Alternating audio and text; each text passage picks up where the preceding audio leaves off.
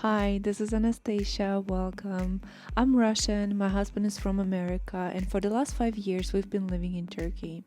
As we are picking up to move to a new country, to Indonesia, I've been reflecting a lot on our friend groups. More accurately, I'm really curious how can I create a healthy circle of people in a new place? And as this is going to be our fifth time moving to a new country, I do have some reflections. But before that, please do your thing for the algorithm. It really goes a long way. I've always been kind of a social butterfly. I really loved hanging out with people, being around people, flirting with guys, but things changed when I got married. More on that later. Today, I would love to open up a topic about meeting new people, feeling lonely. Let's go dive deep into that. First, friendships. They're so beautiful, they're so innocent. When we are kids, it's so easy to create a connection, to meet new people. I remember myself when I was in kindergarten creating friends and having my best friend. I remember creating connections when I was at school, at sports team. And I think it's because when we are kids, we don't really have barriers. We did not experience trauma yet. We're so open to the world. We are so much more open and connected with our surroundings. And somehow it's just easier to meet people, to be close to them. When I was at school, I created my first friend group. There were 4 of us, and the group team was pretty much established when we were in middle school. We've been hanging out together. I had sleepovers and different type of crazy stuff, whatever middle schoolers do or high schoolers do. We've been pretty close for about 6 or 7 years, and I remember I've been feeling it felt close to a heartbreak. I'm about to leave my best friends and go on a new journey, and it felt like a first love heartbreak.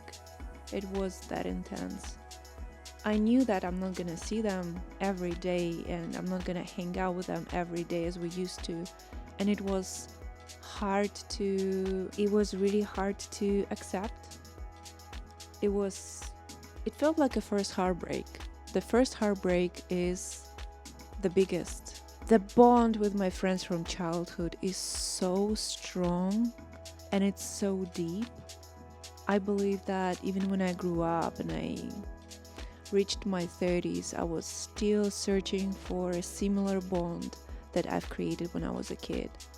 And I guess something that I've learned so far in terms of friendships and meeting people is embracing this childhood in me. I try to still be remembering this childhood mindset and embracing my inner child, because when I meet a new person, I want to be genuinely excited about who they are as a person, who they are as a human being, and I want to know more about them and learn more about them as if I'm a kid inside. When you're growing up, creating friendships, it's such a different conversation.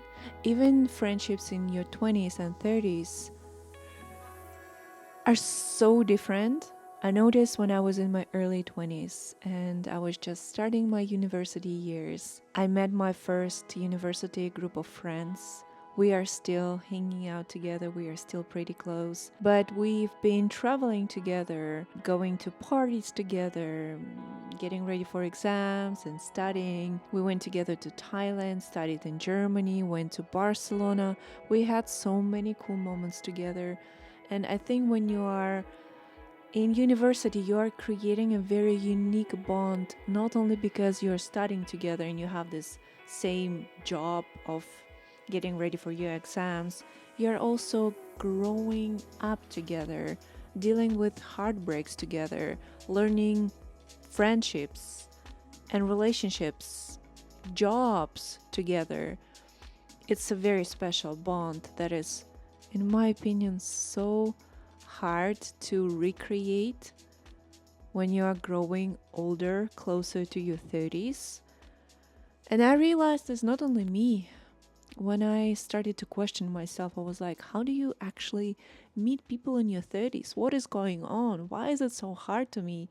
I asked my parents, I asked my grandparents, and I realized that the reality is like that for most of people and most of generations.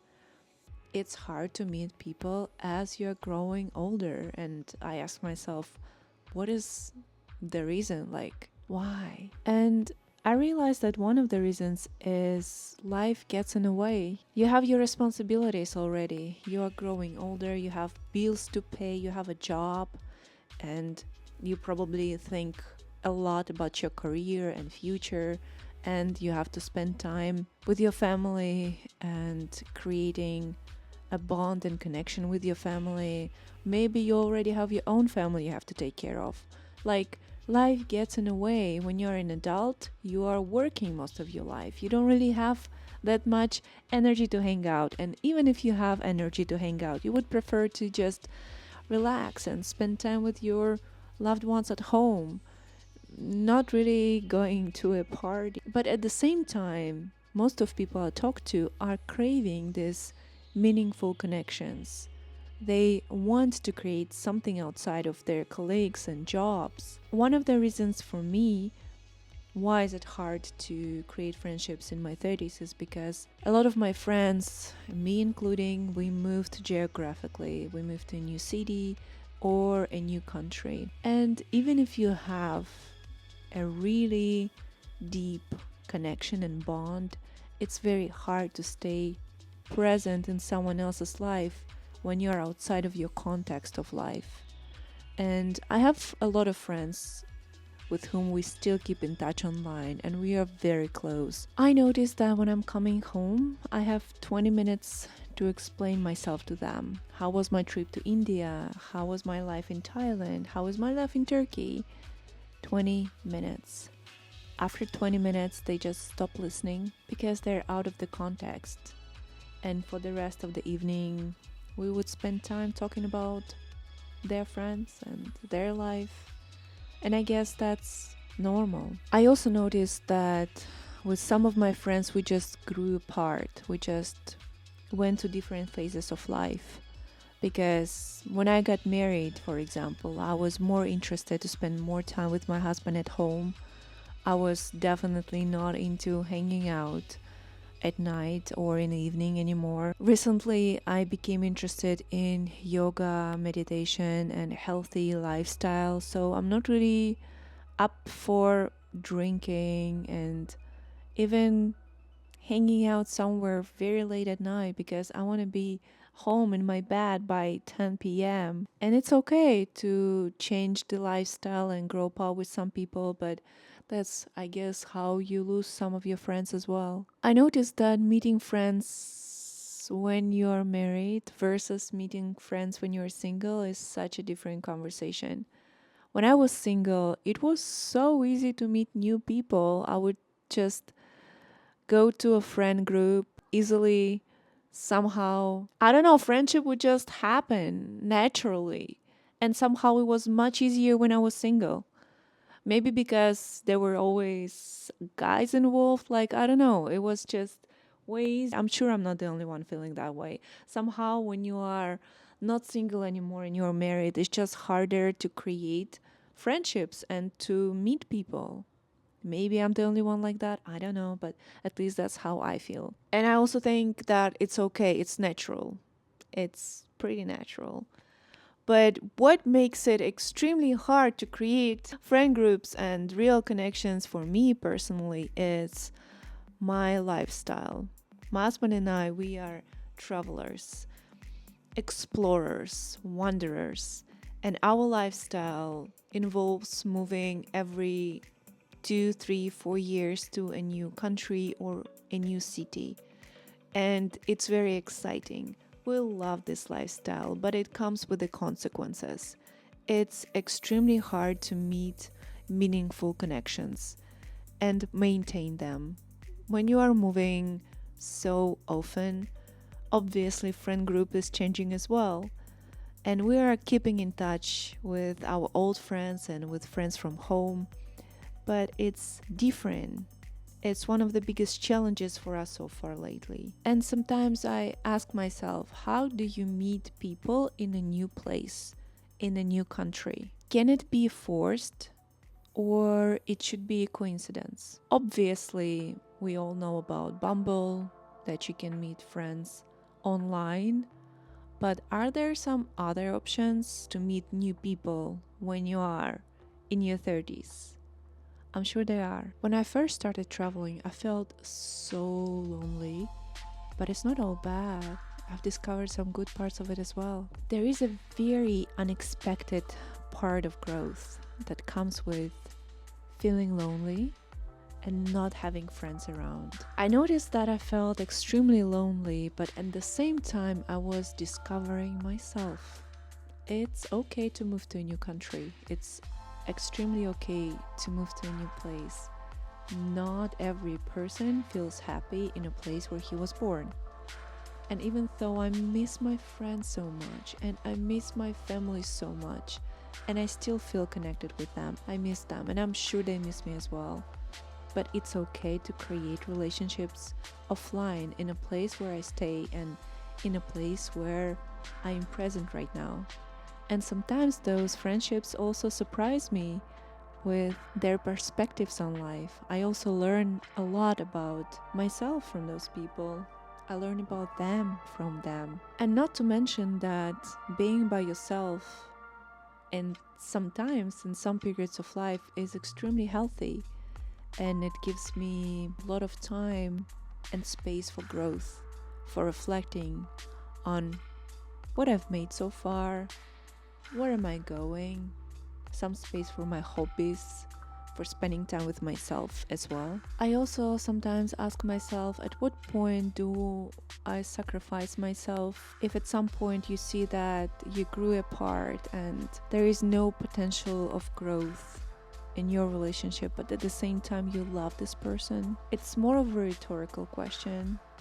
I still don't have an exact answer to it. What do you think? Still playing with it today. Maybe each person has its own answer. I definitely believe that there is a certain balance in it. And it might sound weird or sad, but sometimes you had to say goodbyes in order to say new hellos. It does sound sad, but at the same time it's opening up a beautiful way for you to explore yourself or explore new people, because there are so many people in the world, and definitely there is this person or group of people that would connect with me, that would connect with you. I believe you have to feel lonely sometimes, and it's okay. I say to myself each time I move to a new country a new move is coming for me, so I tell myself, even if you don't meet new people right away, it's okay, just take your time.